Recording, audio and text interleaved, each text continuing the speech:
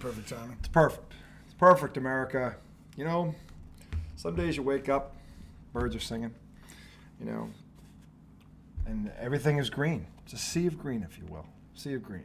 And speaking of green, welcome color to of life. Color of Life. The color Spice of of life. life. Color of life, yes. Mother Nature. Mother Nature and the Boston Celtics. Welcome to IDD. Welcome back to my comrade here. The redoubtable one has returned from his little hiatus. I hope he had a great time up in the Berg. That is the redoubtable one, him, Thomas J. Izzo, the highly questionable Andre Miliaccio. I'll give you 3 guesses what we're celebrating tonight, America. The Boston Celtics have exercised, I should say, Tatum and Brown have exercised the demons. Exercise the demon. This house is clear. By virtue of a 106-88 smackdown. Hey, how many points is that? 18. How ironic. How many championships is that?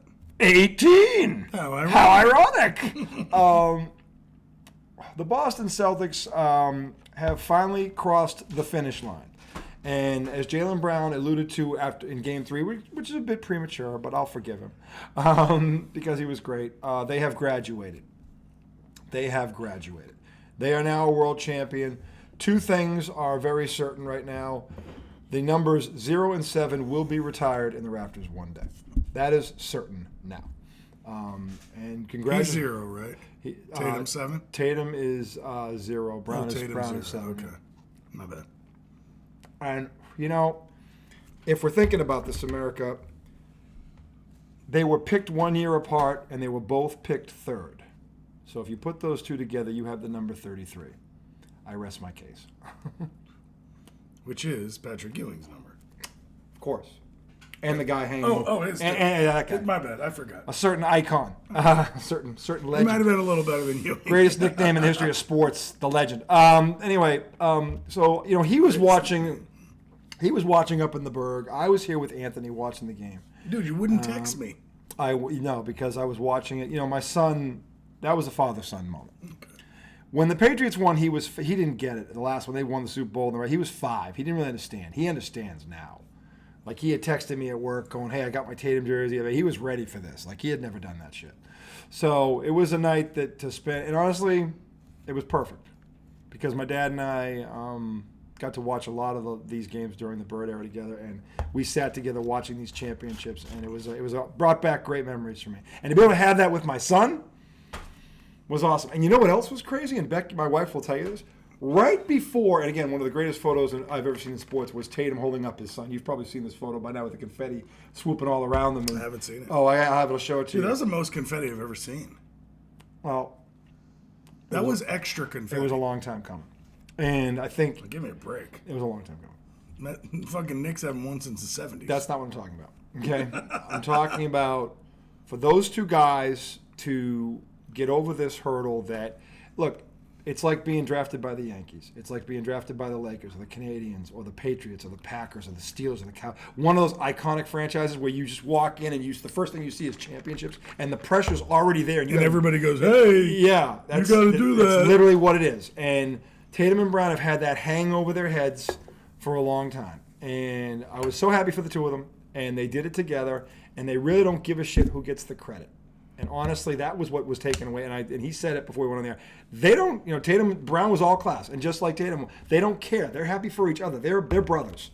This is not going to end like Kobe and Shaq did. I can tell you that right now. They don't give a shit. Yeah. And that's probably the scariest thing about them. It's almost like they want to make sure that the other one is getting credit as they're getting credit. Which Jaylen Brown takes the trophy and goes, they said, what does it mean to be holding that trophy? He immediately said, it was a team effort, and said to my partner in crime, Jason Tatum, mentioned him by name, gave him dap while he was still talking. We share this. I mean, that's awesome. You'll never, I'm telling you. That's great. They're different. And I say they're different because they're throwbacks. This is not the norm in this era of instant gratification, I, me, my brand, my this. These 2, dare I say, they're throwbacks. And if I'm the rest of the NBA, I'd be damn scared about that, because that means they're not going to break up. They're not, And God, look at, I never said trade either one of them, but I heard it from every angle in the media They can't win together. One of them's got to go. This went on for 5-6 years, really. And these two basically just said, fuck the noise. We're going to do this together. And that is the scariest thing about them because one is 27 and one is 26. Yeah. And you got Brad Stevens, who knows how to build a team. Yes.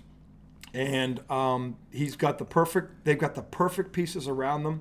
They're all locked up. They're not going anywhere. And the best part for me is every freaking critic will say, yeah, but you had the easiest road and all these teams were injured. Please keep saying it. Just keep saying it. Keep saying it. I want Jason. And it's funny. Did you see what happened right after they won that? The first commercial. Yeah. Yeah. Don't stop disbelieving. That was no accident. He's like, maybe they shouldn't stop. And that was Jason Tatum's voice. He did that. And he did it 2 weeks before the finals.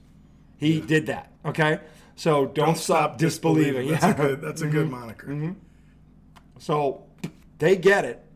And the thing that my brother and I were talking about today was the first Pete. The first one is the hardest one. Now that they've gotten over this hurdle and they know they can because they've done it. Confidence changes. The confidence, everything changes. Everything changes. And, well, you were watching this up in the Berg. Was your dad watching with you? Mm-hmm. Okay. What when you were watching this unfold, what was going through your head? Because they didn't start out hot, but right away you noticed something. But you knew they weren't fucking around. The defense. Yeah. Right away they were in people's face. Yeah. They were locked in defensively. Jaylen Brown especially. Oh, yeah. Yeah. Jaylen Brown was all over the place. Mm-hmm. I could tell Tatum wasn't bullshitting. No. He took a lot of threes, but he was going to the hole. He was going to the hole. And hard. Yeah. That sequence, I can't remember what happened, but he picked somebody and went 1-on-2 and right to the pushed bucket. Luka away. Pushed him with the right arm. Went right up to the bucket, and it was just like... It was over. Yeah. It was like, you got to feel like this is over already. You could just see it, like... Yeah. And we've been saying it since it started. It's like, you'd be shocked if it goes 6 games. Yeah. Because when they want to, they will just bitch slap the fuck out of this team. When they are locked in, they are scary good. And the thing is, this is the scariest part, and no one has brought this up. They didn't shoot the ball well this entire series. Yeah. Well, wasn't this the first game they were above 40% from 3? They were at 40% in the first game, and that was it. Okay. They would never hit that number again. Now, in the first half of this game, they were 10 for 21. Yeah. At some point, they were at 40%. Including right? Peyton Pritchard's Mike Tyson knockout punch. By the way, he was sitting the entire first half. It was 4 seconds. He comes in, he's not even broken a sweat, and Missoula's like, you know what you got to do. Yeah. Are you on cue like that? That's ridiculous. No, I've never seen that. That was good coaching too. I know, but I've never seen that. But it's funny. He did it before. As soon as they handed it to him, I go, he loves these. And Mike Breen said it too. The same thing. He goes, he's got to think for this or whatever. He loves these shots. And boom, nothing. As soon as he shot it, just bang. Yeah, it was right there. Boom. Breen gave him a bang. Yeah, a bang. Yeah, and the thing is, they didn't call it. Luka fouled him on that play. Yeah, it should have been 4-point play. Yeah, he was all up in his pants. He was all up in his business, and it didn't matter. And that to me, it ended right there. Oh yeah, it was over. That two of my best friends were in that arena, and they said it was when he hit that shot, that was the loudest sound they've ever heard in their entire lives. And they're both in their 50s. Yeah. Okay, they were like, listen, the roof, you hear that phrase, the roof blew off the joint? Mm-hmm. That's what it felt like. And Stephen A. Smith said it at halftime. I was like, I've never heard a sound like that. It was a great moment. It was an amazing moment. Dude, and because Tatum hit a step back over Luka. Oh, that was huge. Luka comes down and gets fouled and one on Tatum, and it's like, God damn it.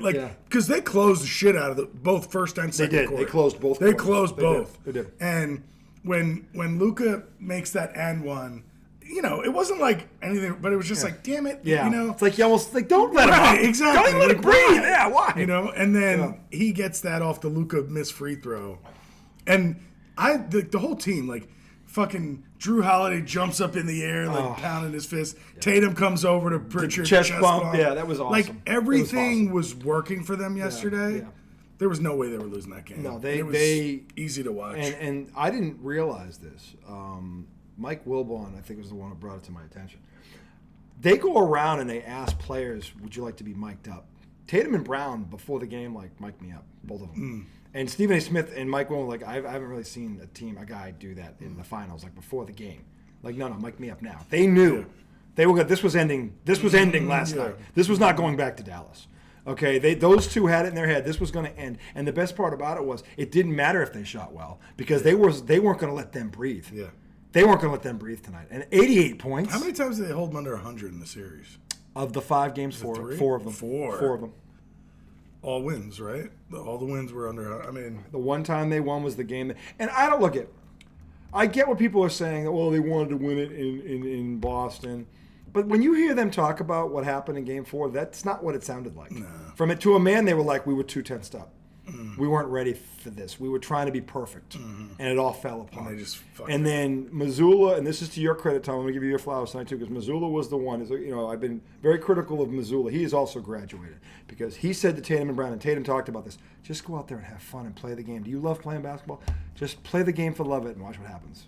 And that's all he said to them. And that's all he had to say. Yeah. They took a deep breath and they were like, all right, we're betting these guys. Fuck this. This is over. And that's it. And they didn't even, they didn't shoot particularly well. It didn't matter. Yeah. Dallas was not leaving with a win last night. It was not going to happen. Yeah. And kudos to Kristaps Porzingis, by the way, who Mazzulla tells the story. Porzingis was questionable before the game. He went into his office and told them, he didn't ask him, he told them, I'm playing. And he's like, the doctors, fuck the doctors. I'll get surgery when it's over. We can end this tonight. I am going to play. Yeah. And he gave them 16 minutes. He only scored 5 points. Yeah. But he gave Al the time that he needed, and he was out there, and he was Horford played well. Horford played very well. They all did, and he contributed. He did, and they picked on him early because he was rusty, and they went at him. But look, he had a nice block on. He did on the baseline there. Who was it, Gafford or something? Yeah, it was the wing. PJ Washington. PJ Washington. Yeah. On the baseline there. Just having him in the game, it helps. It does help because you have to. It stretches the floor. Yeah. And he hit the pull up on the paint over Kyrie. He got the dunk on the baseline where he cut and Jalen found him. Look, it was like it wasn't. I'm not going to give him. Right. I'm not going to put him in Willis Reed category, but to a man, and Horford was the one who said this when they saw him come out in uniform, what that did to them, because they knew. And Tillman said it on Saturday. He's not right. He's trying, but he's not right. He's not healthy. This is not. No way. They didn't think he was. They didn't think he was going to play. They thought best case scenario, if this goes 7, maybe we have him for Game 7. Right. And he went into Mazzulla's office and told him, "I am playing tonight." And for all the crap he gets about being soft and fragile, that takes balls. And he won them a game already in this series. He did. He was the reason they won Game 1, and they'll tell you that. So it sucks that he wasn't with them for the whole run because it's kind of scary that he wasn't. He's such a difference maker. Oh my God, they're a different team. Yeah. They're a different level team when he's on the floor. But that's why you look at what they could be next year. He's still there. He's 28, 29. Yeah, I mean so. Look, I am. Derek White's just going to keep getting better. I feel like I have said this. I have been, and look, they got criticized because, and he and I have said this. They've been the best team in this league for the past 2.5 years. Yeah, but they had nothing to show for it. And Stephen A. Smith, to his credit, goes, look, most people thought they were going to beat the Golden State Warriors. They came back home. They were up 2-1. And they coughed it up. And then Miami, no one thought the Heat were beating them last year. Most people had Boston winning in 5. So they underachieved, and that's why the criticism happened. So it wasn't being overly picky; they were underachieving. Yeah. And if I'm so wrong about that, then why did Brad Stevens do what he did? He traded Marcus Smart. Do you know how hard that was for him to do? He knew they weren't going to go any further with this group. He didn't stand pat. That was quite the move. That was quite the move. Okay, he gets Porzingis for him, and then he looks around. Holiday is sitting out there in Portland. He's like, no, we need him. And he goes and gets him. And he gives up his defensive stalwart center there, the Time Lord, to get him. That was a risky move, given Porzingis' injury history. But so is the Time Lord. He's injury prone too. But they get him, and he instantly fits in. I mean, Brad Stevens, again, he won Executive of the Year. That's not enough as far as I'm concerned. Because this team is... Well, he won a championship too. Yeah, but they're set up to do it again. They're set up to be a dynasty. This is the thing. I'm not saying they're going to be a dynasty. I'm saying they can be. I'm not guaranteed.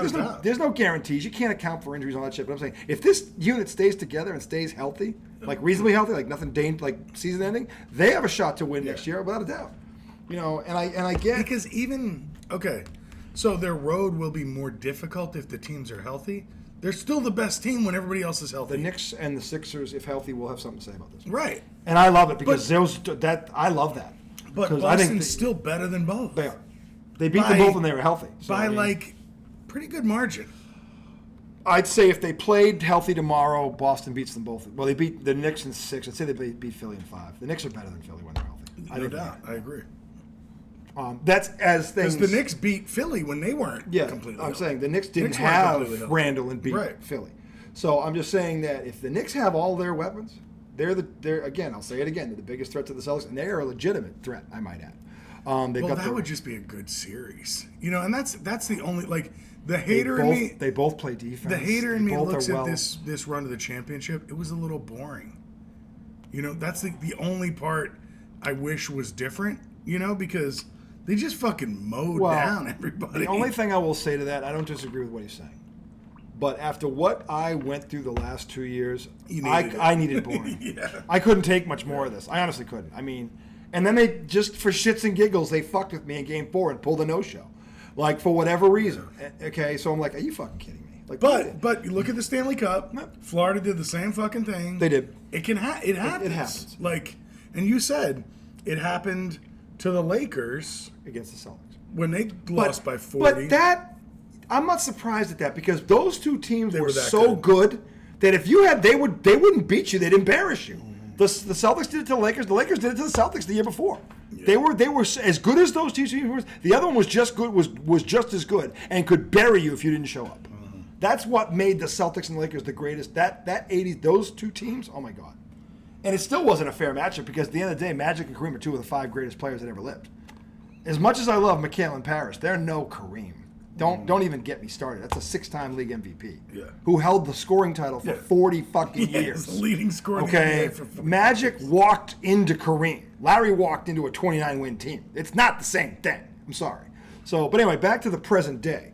Brown won the MVP. He was deserving. I have no problem with it. Tatum is my favorite player, but Brown, what gives Brown the edge here, and again, I thought Tatum, the last 3 games of the series, because he was the only one that showed up at all in Game 4, but the last 3 games of the series, I thought Tatum was the best player. But here's the thing.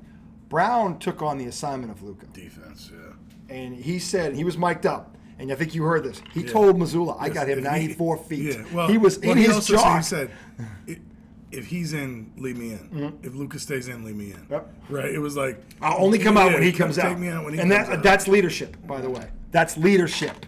Jaylen Brown has grown up, and this is where I love the two of them because we talked about this before the playoffs started. I thought that Jaylen Brown got snubbed. He should have been All-NBA. He got snubbed. Mm-hmm. Jason Tatum knew he got snubbed, which to me is and Brown said it in the postgame. He's like, I can't say enough about Jason. His selflessness.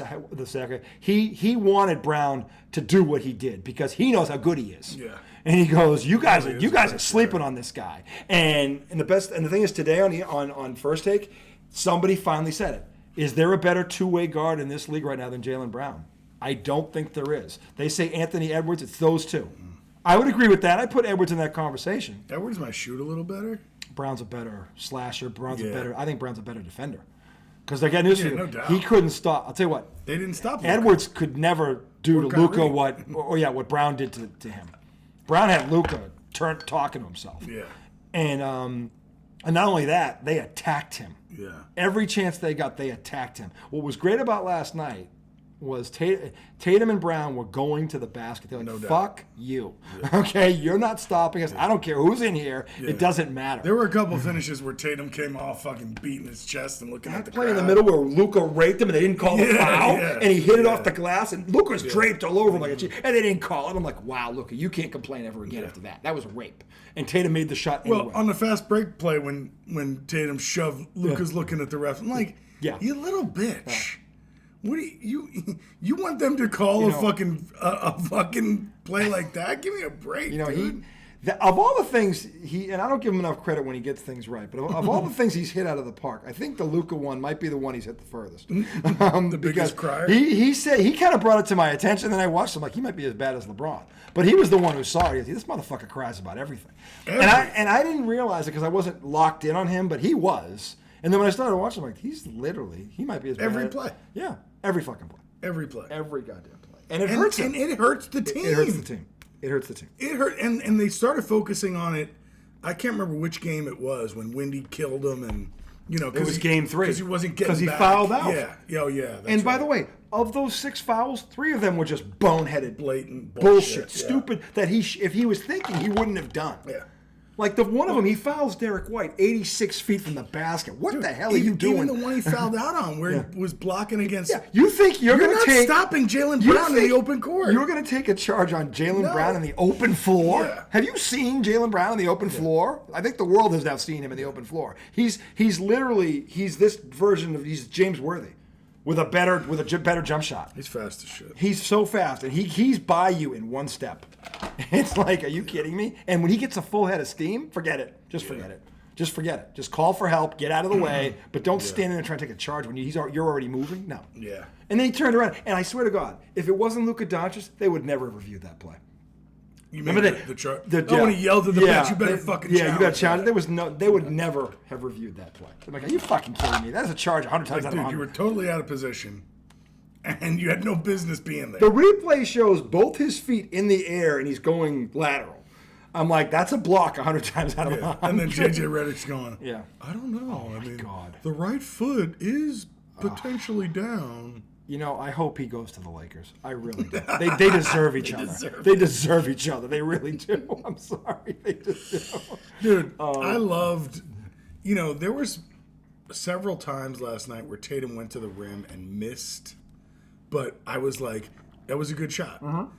Because a couple games this series, we're going, you're driving in and then kicking to somebody in the corner. He was aggressive. Yeah, he was really aggressive. And in Game 3, he was aggressive when they won because it was him in the first half. When Dallas tried to pull away, Jason Tatum is the one who kept him in the game. Yeah. So he's 100% right, and we've been screaming this for months. When he just decides to go to the basket, who is stopping him? Yeah, he's a beast. But I said this last night to my wife after the game. I said, look, and it was right after Jaylen Brown got the MVP. Because she looked at me because she knows how much I love Tatum.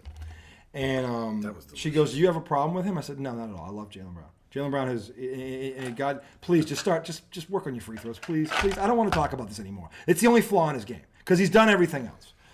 But the thing about it was 2 things won this series. 2. Jaylen Brown's defense and Jason Tatum's passing. And when you look back on this series, those are the 2 things that stand out the most. I kept telling him for a couple of, Tatum is looking more and more like Larry Bird in terms of how he sees the game. What he decides to do each night. 31 points, 11 assists. That's got Larry Bird written all over it. Okay? He easily could have gotten MVP. He easily could have gotten it. And Jaylen deserved it too. No, agreed. Wendy said something, I didn't think about this, because there were 11 votes. There's 11 people who voted on this, okay? And right before... Was he one of them? He was one of them. No, actually, he didn't have a vote. But Malika Andrews somehow did. I still don't get that. And I love Malika Andrews, but how does she get a vote and Wendy doesn't? Give me a break. But anyway, there's 11 votes. It was 7-4, 7 for Jaylen, 4 for Tatum. That makes sense. Wendy was like, what should have happened, and again, when I think about these races, he's like, and Stephen A. Smith didn't disagree with him. He goes, it should have been 5 for Tatum, 5 for Brown, so they share it, and 1 for Jrue Holiday. And honestly, that's true. Because in the first 5 minutes of that game, when those two started out 1 for 9, do you know who got them the lead? It was Jrue Holiday. Going to the basket like Marcus Smart would never have done. And I look at Marcus Smart is sitting somewhere in Memphis right now, probably crying and whatever he's drinking, because that move is what got them the championship, and he's going to have to live with that. And Marcus Smart is a tough. I love his heart. He doesn't deserve that label right now. He's got it. As mad as I may have been at him, I'll never question his heart or his work. He was a hard worker. He was tough. He was fearless. He just didn't have it up here when it mattered most. And Jrue Holiday showed the difference. He does. But Marcus Smart's now going to have to live with that. And unless Marcus Smart learns from it and becomes a better player cerebral. Because if he does, he can do what Holiday did one day. He could somewhere. Because he has that kind of... He's got the talent and ability. I mean, Marcus Smart's good. He is every bit as tough as Jrue Holiday is. And he's every bit the work. It's just he's got to get the right mindset. Jrue Holiday's a smart player. Jrue Holiday's one smart son of a bitch. And Jrue Holiday, by the way, got in the Hall of Fame last night.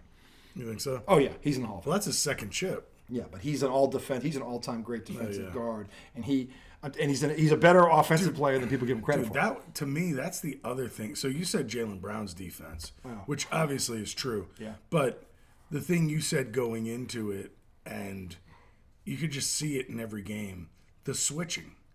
Like, literally, every guy could guard every guy. Even the Knicks don't have that ability. They've got a couple guys like that. They don't got 4 in the starting lineup like that. Okay, no, they've got OG. They've got Josh Hart. They got two. That are I think they have two like major that. versatile Yep. defenders. Yep. Wing defenders, and that listen. Who, if they get caught on a 5, they could hold their own. But we know why the Knicks did that because of Brown and Tatum. The Knicks know what they're doing. This is no accident. The Knicks know who their mark is, and they know they have to match up with them. Yeah. They just don't have a Holiday, and they don't have a Derek White. No. That's the problem. And their center is also not as mobile the way. I mean, They don't shoot like Porzingis. dude, Horford locked up Kyrie several times. He is in this series. And by the way, Al Horford, I think, also got in the Hall of Fame last night. 5-time All-Star, all-time he's made all defensive team. He now has a ring. I didn't realize, dude, he had that's the most playoff games ever without Second, Karl Malone. Well, but I mean, but to get a championship, it's the most ever. It's the most ever. Because Karl Malone never got one. Never got one. So, no. I mean, that's incredible. That's incredible. To stick with it. Yep. And then get it, and not just get it half. I mean, he was a main part of this. With Porzingis out, he could have won sixth man. Yeah, he really could have. When you think about what he did for the Celtics, but then he was a starter for so long too. I'm saying he went in. He other than Tatum, they'll tell this story when they write the book on this team, and they're going to write the book on this team because historically it's one of the all-time great After teams. After they got Zingis. He went into they said they had 6 stars. He's the one who went into the meeting and volunteered to come off the bench. Yeah. He volunteered to do that. If that's not committed to winning, given his resume, I don't know what is. And he did it without hesitation. And he understood that if I come off the bench, this team is God. Wow. And he's smart. He's smart. What the fuck's he? Yeah. What are you gonna fight over? Who starts? Who gives a shit? Who gives a shit? It's at the end of the day, are we holding that trophy? Yeah. And now they are.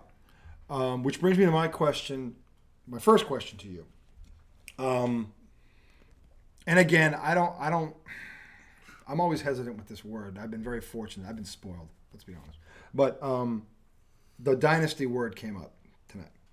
Or today, rather, with all these talk shows. The last 6 NBA champions are all different. So this is only the second time ever that's happened. Only the second time ever this has happened. Can the Celtics break this mold and become the next dynasty, in your opinion? And Chewing on some ice. Yeah, it's okay. And I wish we had something else to drink. I do. We have other stuff down here. All right, well, we'll have to revisit that because we will between breaks. We have to do this. But we have to do segment 2, Kyrie Irving. And by the way, Kyrie Irving is getting a segment. How was he after the game? Kyrie Irving is getting a segment. Okay. I guess he was Kyrie Irving. But let's stick with this for now. Of course. Can they be a dynasty? Everybody is under contract for the next year at least. They're going to have to. Tatum is about to get $315 million in a matter of days. So I'm interested to see what Horford does. He's signed through next year. He's going to play? Well, I don't know. He could walk away right now, and I wouldn't blame him. That's what I'm saying. Like, he's under contract. I would think about it. Oh, I'd think about back-to-back and go out that way. Maybe. Because you go back-to-back, you are in the Hall of Fame. I wonder what his body feels like. He looks great. If he's the sixth man, and he's playing 20 to 25 minutes a night, he can definitely come back another year and be effective. But Porzingis may need to be the sixth man. No, because of that surgery he's got to have. And I'm glad you brought this up. Porzingis, to his credit, like I said, manned up and went out there and gave him what he had, and that alone was huge. Yeah. And it showed his teammates something. They're saying this surgery he will need a couple of months, but he will be ready for training camp. He'll probably get it after the parade. The parade is Friday. Mm-hmm. He'll probably go in the following Monday, get the surgery, and then it's like 2.5 months for recovery time, which takes not bad. No, it's not. But I was thinking like 6 months.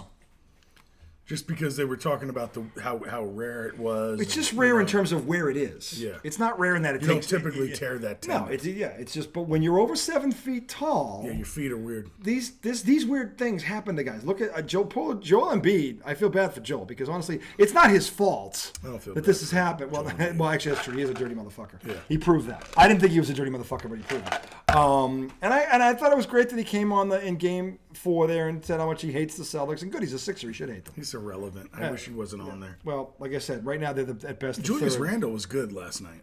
Who are? But before I get into that, of course they could win. Yeah. Because it's like when you think back this year when they played the best teams in the league, Only Denver. And Denver, and now I don't see that happening to Tatum again. But here's the thing. Stephen A. Smith and Wendy argued about this today on First Take, and Stephen A. Smith goes, you realize that Boston played terrible in both games, and both games came down to the last shot. Exactly. He said Denver couldn't have played much better, and Boston couldn't have played much worse. And I said this before the playoffs. If they ran into Denver, if Boston is healthy, I can't see Denver beating Boston 6 times in 1 year. I can't see anybody beating this team if they're healthy 6 times in 1 year. No. I can't. I just No can't. way. No way. But this is the thing. If healthy, he was right about the Porzingis thing in terms of, look, he's going to get hurt. You never know. You never know. He won them game 1. I didn't think he'd play in this series. The 2 games he played, he was effective. He was a factor. He won them 1 game. He was great in the second game until he got hurt. He had 12 points, 4 rebounds, 2 blocks before he got hurt. He was on his way to another heck of a game when he got hurt. He got hurt in the third quarter. And even in this game, he made an impact. He made an impact. So he earned it. He did, and he was there when they needed him. And when they didn't think they'd have him, he manned up. He's earned my respect for that because I didn't know that he'd do that, and he did it.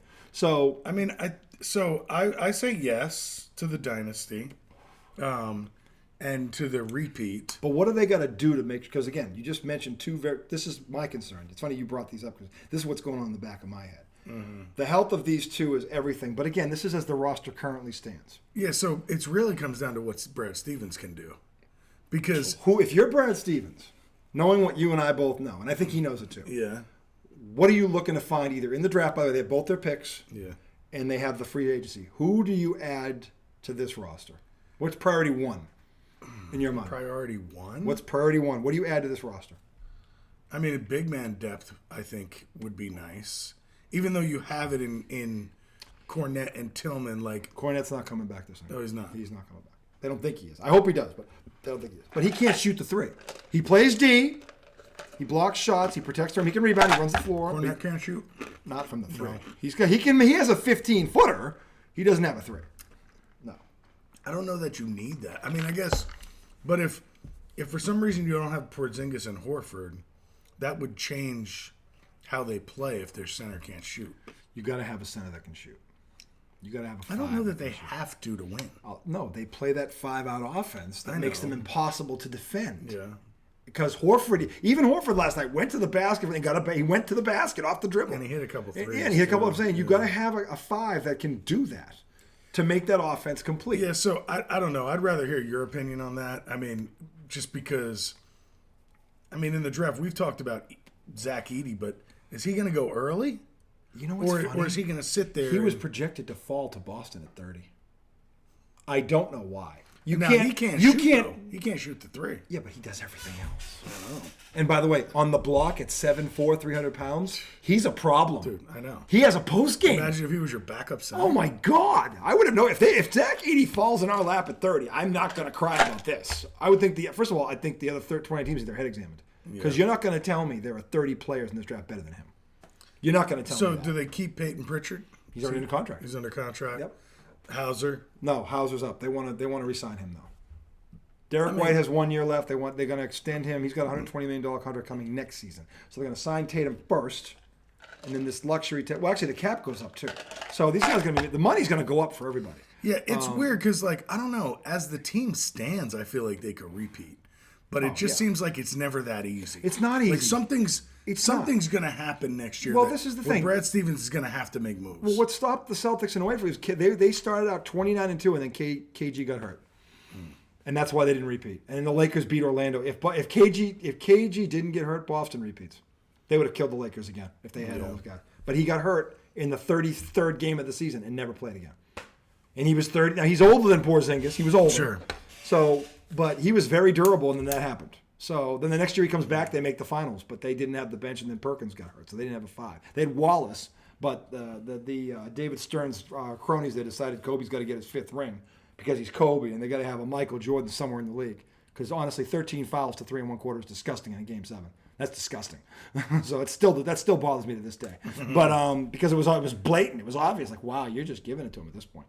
But the thing is, you're right. The health with repeating, health is always the first thing. And Denver failed because they lost Brown and they lost Jeff Green. Their bench, that was their 2 best bench players. They lost them both. Denver didn't have the depth to deal with Minnesota.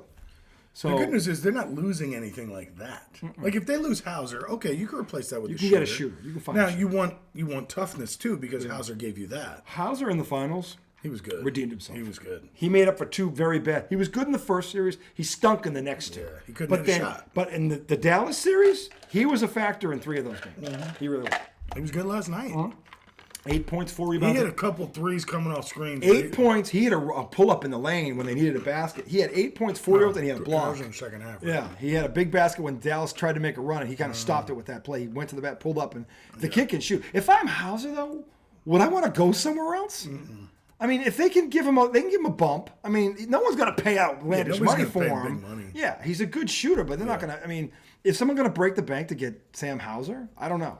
As your 8th guy, because that's what he is. I mean, maybe on another team he's their 7th. I don't know. And well, there's no team that's like a Sam Hauser away from winning a title. No.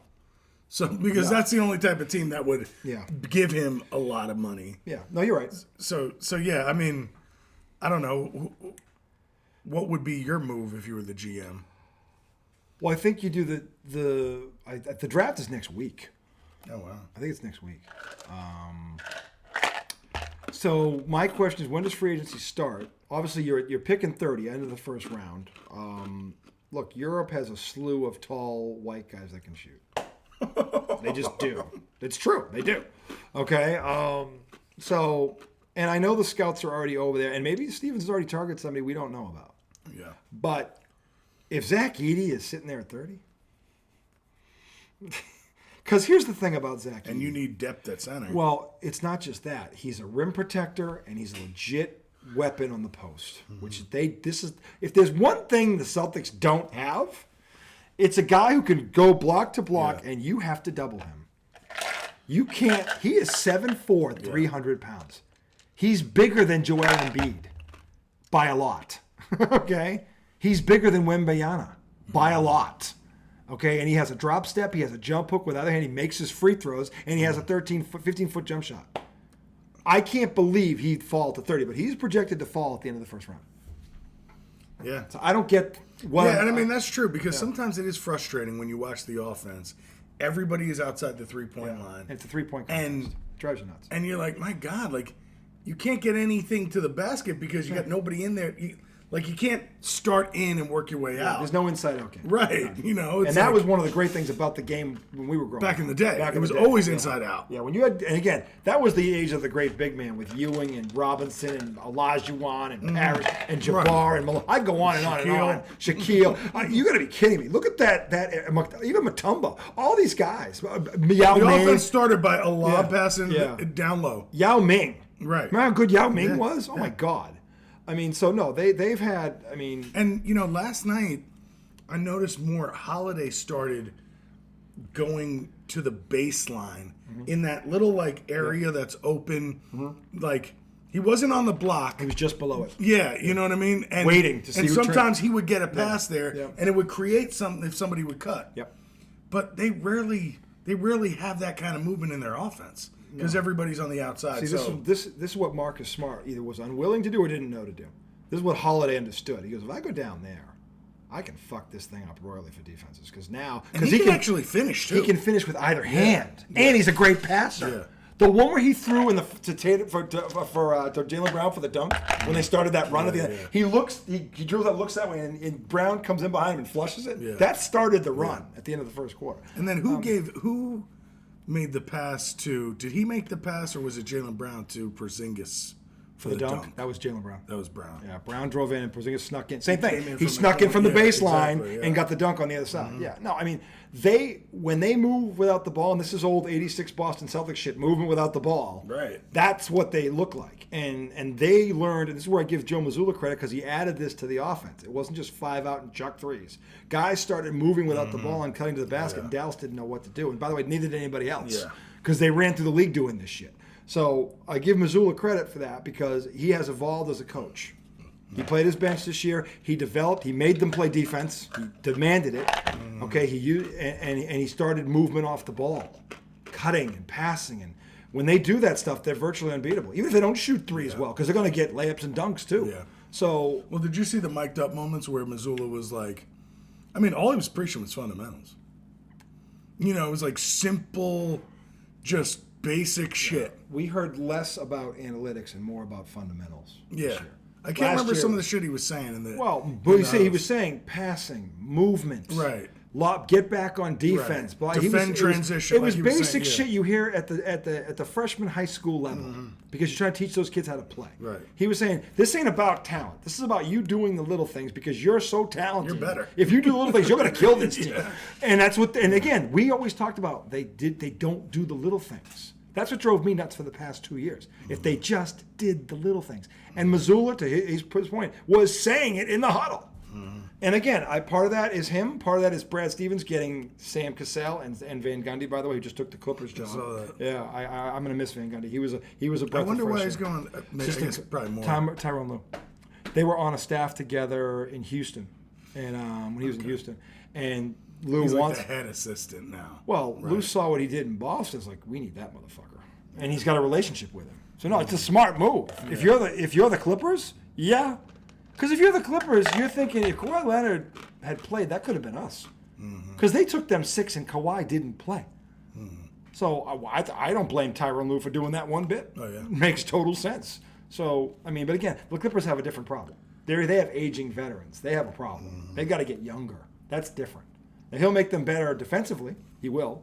But they got to do some things in their roster. I mean, look, if looking at it objectively, and maybe I'm not looking at it objectively, but I think Boston's in better position than any team in the league. Right? Like, I mean, they're set. They are like in great position. Even if for some reason they can't add anything. Okay, we'll run this shit back. They can run it back. You know, now by the trade deadline, who knows what the team looks like because you don't know what happens. But Brad Stevens has shown he can make moves to supplement, and he has done some. I don't want to jinx this, but he has done some Red Auerbach type shit. He really has. In the past 2 years, he's done some Red Auerbach shit. The trading Marcus Smart and getting Kristaps Porzingis and then making that move and taking your other starter out there and getting Jrue Holiday, that's Red Auerbach shit. Yeah. That's Red Auerbach shit. That was almost like, what the fuck is the rest of the league doing? Like, well, I think if the Milwaukee how did the rest of the league allow that shit? Well, you know what? The thing is, again, Portland's trying to start over. They're not going to do it with a 34-year-old point guard. No, but for Milwaukee to let Holiday go, that was just dumb. They had to do it to get Lillard. But I'm not, and again, Michael Felger, who's a big Bucks fan, said, look, I don't regret that trade. And from the standpoint is they needed a guy who could score with Giannis. What they gave up, though, was defense. And that you couldn't foresee that coming, number one. Number two, nobody knew that Boston was going to make that move. Nobody knew that was going to. If I can ask you, if what Milwaukee, did they trade for him? They gave up our starting center. Time Lord? The Time Lord. What else? Who was all defensive team. And they gave up 2 other players. They gave up picks? Brogdon, who won the 6th Man Award. They gave up some players to get him. But it was just because they had you could give up Malcolm Brogdon because you had Derek White. It was like they were like too deep, legit at every fucking place. I mean, if you look at that team, every position, they were legit too deep. If you look at the last 2 rosters of the Celtics that didn't win the title, you look at that and go, how the fuck did they not win the title? Yeah, that's true. It's like, but Brad Stevens recognized this and goes, no, we gotta get better at these spots. He didn't. He could have stood pat. He didn't. But also to go, all right, we'll give up Brogdon, not White, was a smart move because Brogdon was the 6th man of the year. Yeah, because Brogdon was fucking legit. Yeah, he was. But he could see that Derek White, I mean. And also, dude, you just love Derek White's personality. Dude, when he gets his face smashed. And he's smiling with a fucking chipped tooth. He gets up. He comes back. He doesn't even miss a play. He throws the mouthpiece. And then here's the part that no one remembers. Later on in the game, that dude Lively who smacked it, he blocked his dunk.